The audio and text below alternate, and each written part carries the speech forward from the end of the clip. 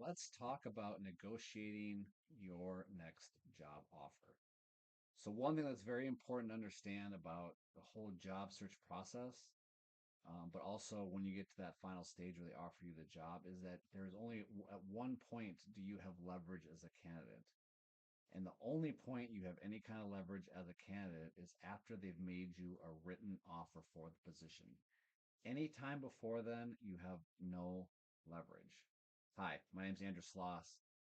I am the president and owner of Sloss Career Consulting. Most individuals have experienced the stress and anxiety of a toxic workplace. At Sloss Career Coaching, we help people escape toxic workplaces, which results in renewed confidence and a thriving career. If that sounds interesting to you and you want to learn more about my services, happy to hop on a free 30-minute call with you. Send me a message, find the link in my bio, and set up a time to talk with me. So, we're talking about negotiating your offer, negotiating your contract with your employer.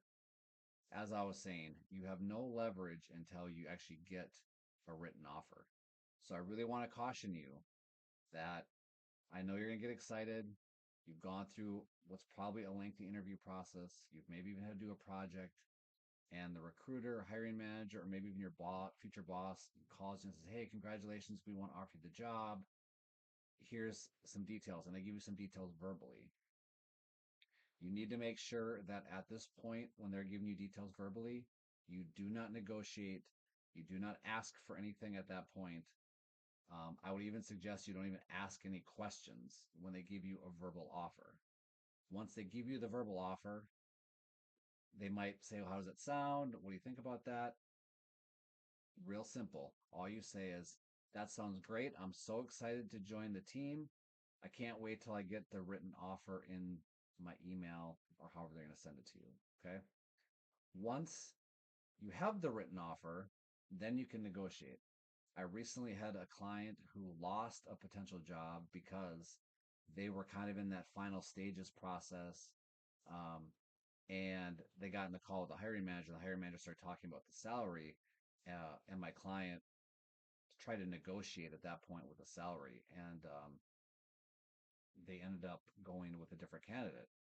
I think in part because my client had made the mistake of trying to negotiate a higher salary when that number wasn't even a final number that they had come to for an offer. So it's very important that you wait until you have a written offer on the table before you negotiate. And just as important, no matter how great the offer is, even if it meets or exceeds all of your expectations, you always want to come back with at least one ask. It could be a very small ask.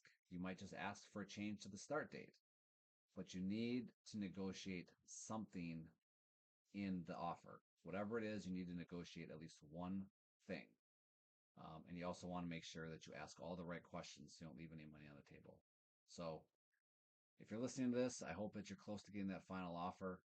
But please, again, make sure do not negotiate anything until you have a final written offer sitting in front of you. If you have any questions, leave them in the comments. I'll talk to you later. See you.